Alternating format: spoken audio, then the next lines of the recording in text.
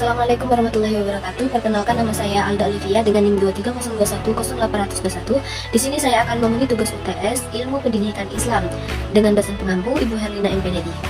Baiklah, lanjut saja ke materi yang pertama, yaitu konsep dasar ilmu pendidikan Islam. Yang pertama membahas tentang pengertian pendidikan Islam, yang kedua dasar-dasar pendidikan Islam, yang ketiga fungsi pendidikan Islam. Jadi yang pertama, pengertian pendidikan Islam. Jadi pendidikan Islam adalah sebuah konsep yang memiliki peran penting dalam membentuk karakter individu muslim dan memberikan panduan bagi pengembangan ilmu pengetahuan dan keterampilan. Pendidikan Islam adalah segala usaha untuk memelihara dan mengembangkan fitrah manusia serta sumber daya manusia yang ada padanya dan menjadi bentuknya manusia seutuhnya sesuai dengan syariat dan norma-norma Islam. Yang kedua, dasar-dasar pendidikan Islam. Jadi, dasar-dasar pendidikan Islam ini dikelompokkan sebagai berikut. Yang pertama, itu ada Al-Quran. Jadi, Al-Quran itu adalah kalam Allah yang diturunkan Allah kepada Nabi Muhammad SAW. Dan yang kedua ada sunnah Nabi. Jadi, seperti yang telah kita ketahui bahwa sunnah Nabi itu adalah perkataan perbuatan Nabi Muhammad SAW. Yang ketiga adalah ijtihad. Jadi, ijtihad ini adalah perkataan para sahabat mengenai Nabi Muhammad SAW. Selanjutnya yang keempat adalah kemaslahatan masyarakat. Jadi, kemaslahatan masyarakat ini adalah hal yang membawa manfaat dan menjauhi kemudaratan. Yang kelima, nilai-nilai adat istiadat. Hal ini menerangkan bahwa pendidikan merupakan usaha pemeliharaan, pengembangan, dan pewaris nilai-nilai budaya, dan apabila nilai-nilai tersebut terputus, maka akan menimbulkan masalah-masalah baru dalam kehidupan. Dan yang keenam adalah hasil pemikiran dalam Islam. Hal ini yang dimaksud adalah pemikiran para filosof, pemikiran pemimpin, dan intelektual muslim khususnya dalam bidang pendidikan Islam yang dapat menjadi referensi pengembangan pendidikan Islam. Selanjutnya yang ketiga, fungsi ilmu pendidikan Islam. Pendidikan Islam memiliki fungsi sebagai berikut. Yang pertama, pendidikan sebagai upaya membentuk seseorang harus melalui proses panjang yang tidak serta-merta dalam mengetahui hasilnya. Yang kedua, secara khusus, pendidikan Islam yang bersumber dari nilai-nilai agama Islam mengembangkan pengetahuan dan keterampilan yang sejalan dengan nilai-nilai Islam dalam proses perjuangannya. Yang ketiga, Islam adalah agama yang diturunkan oleh Allah Subhanahu wa Ta'ala dengan tujuan keselamatan dan kemakmuran untuk bahagia hidup di akhirat. Yang keempat, pendidikan Islam meliputi seluruh bidang kehidupan manusia di dunia dan manusia dapat memanfaatkannya sebagai tempat menanam benih buah amarah yang nantinya akan dipetik buahnya. Lanjut ke materi yang kedua adalah tujuan pendidikan Islam. Yang pertama, pengertian tujuan pendidikan Islam dan fungsinya. Jadi tujuan pendidikan Islam memiliki berbagai macam definisi oleh para ahli. Salah satunya, menurut Ibnu Khaldun, beliau mengartikan tujuan pendidikan Islam adalah tujuan yang memiliki sifat dunia dan akhirat yang hendak membuat seseorang taat kepada Allah Subhanahu wa Ta'ala serta mampu untuk melalui berbagai macam masalah yang ada di dalam kehidupannya. Dan adapun fungsi pendidikan Islam adalah mengembangkan ilmu pengetahuan tentang diri manusia serta memajukan kehidupan manusia baik secara individu maupun kelompok yang berlandaskan ajaran-ajaran dari agama Islam. Selanjutnya yang kedua adalah prinsip-prinsip dalam formulasi tujuan pendidikan Islam. Jadi yang pertama itu ada prinsip universal, yang kedua prinsip kesederhanaan dan keseimbangan, yang ketiga prinsip kejelasan, yang keempat prinsip tidak bertentangan, kelima prinsip realisme, yang keenam prinsip perubahan, tujuh prinsip menjaga perbedaan, delapan prinsip idealis. Selanjutnya yang ketiga, komponen-komponen tujuan pendidikan Islam. Jadi secara teori tujuan akhir pada proses pendidikan Islam adalah sebagai berikut. Yang pertama, itu tujuan normatif mengandung makna seyogianya tujuan yang hendak dicapai harus beralasan pada berbagai norma yang bisa menanamkan nilai-nilai yang dibawa ke dalam diri pada peserta didik.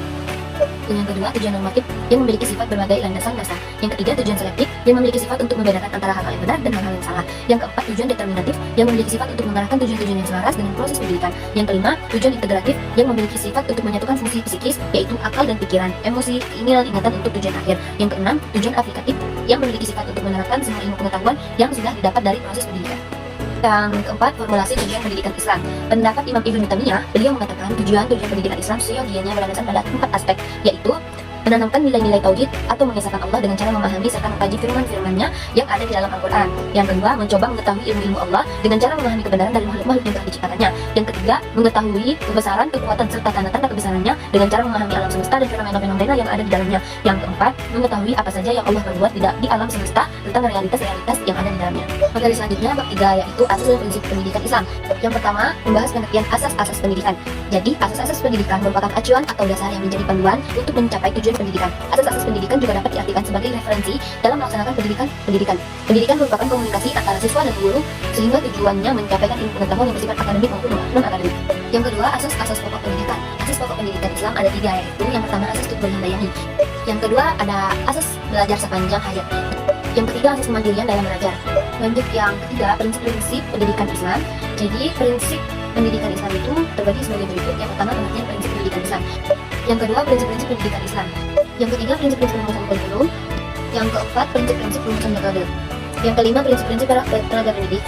Lanjut yang keenam prinsip dalam mendidik. Yang ketujuh hubungan antara tenaga pendidik dan peserta didik. Yang kedelapan lingkungan pendidikan. Yang kesembilan prinsip pada proses evaluasi. Materi yang keempat yaitu pembinaan dan tanggung jawab pendidikan Islam. Yang pertama, pembinaan. Menurut Suetomo, pembinaan adalah suatu tindakan yang dimaksudkan dalam rangka perbaikan terhadap suatu tindakan yang pernah dilakukan agar menjadi lebih baik lagi, atau sesuatu yang dilakukan untuk mencegah terjadinya suatu tindakan yang tidak baik agar tidak akan ia lakukan karena sudah adanya pembinaan.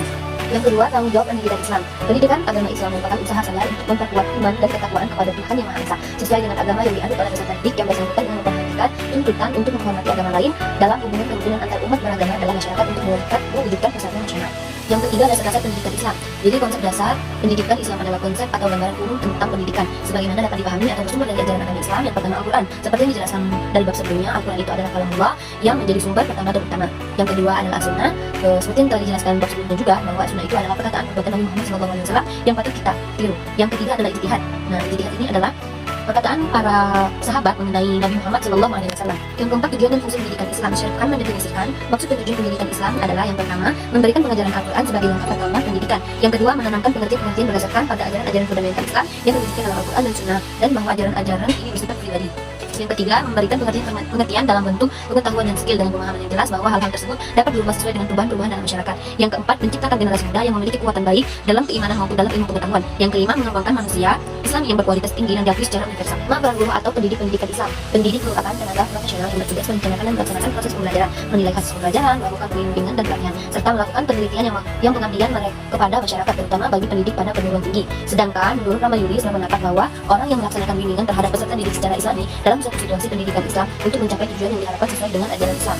Yang keenam, tanggung jawab pendidikan Islam. Arti dari tanggung jawab menurut Kamus Bahasa Indonesia adalah keadaan wajib menanggung segala sesuatunya, sehingga bertanggung jawab menurut Kamus Umum Bahasa Indonesia adalah kewajiban memikul, menanggung segala sesuatu yang menanggung segala akibatnya. Tanggung jawab adalah ciri manusia beradab. Manusia merasa bertanggung jawab karena ia menyadari akibat baik atau buruk perbuatannya dan menyadari pula bahwa pihak lain memerlukan pengadilan atau pengorbanan. Materi selanjutnya adalah bab 5, yaitu alat-alat pendidikan Islam. Langsung saja, pertama, pengertian alat pendidikan Islam. Jadi alat pendidikan Islam adalah segala sesuatu yang dapat digunakan dalam rangka mempengaruhi jiwa peserta didik agar dapat menjadi insan yang bertakwa, berakhlak dan menegakkan kebenaran sesuai dengan ajaran Islam dalam rangka menjalankan tugas dan fungsinya sebagai hamba Allah dan juga khalifah di muka bumi. Yang kedua, jenis-jenis alat pendidikan Islam. Secara umum terdapat 3 jenis pendidikan pembelajaran yang dapat digunakan oleh guru dalam mengajar, yaitu yang pertama itu ada media visual, yang kedua itu ada media audio, yang ketiga media audio visual. Yang ketiga, tujuan penggunaan alat pendidikan Islam. Tujuan penggunaan alat pendidikan Islam sebagai berikut. Yang pertama, memberikan kemudahan kepada peserta didik untuk memahami materi pembelajaran. Yang kedua, memberikan pengalaman belajar yang berbeda dan bervariasi. Yang ketiga, menumbuhkan sikap dan keterampilan dalam penggunaan teknologi. Yang keempat, menciptakan situasi belajar yang tidak mudah dilupakan.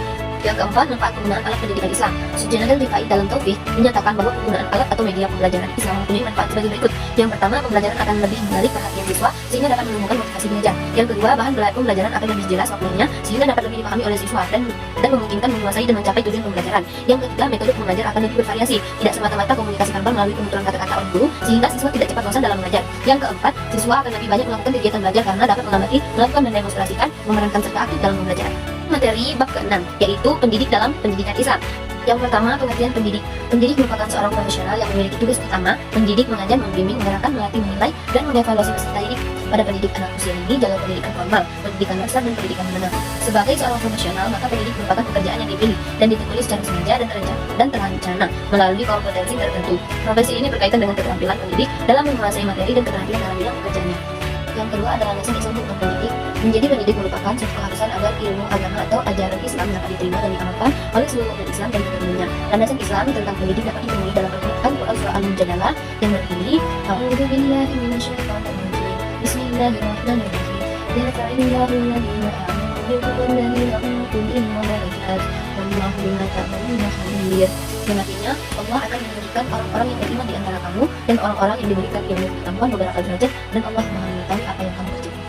Yang ketiga, fungsi pendidik. Menurut Kumala, fungsi pendidik adalah satu, mendewasakan peserta didiknya.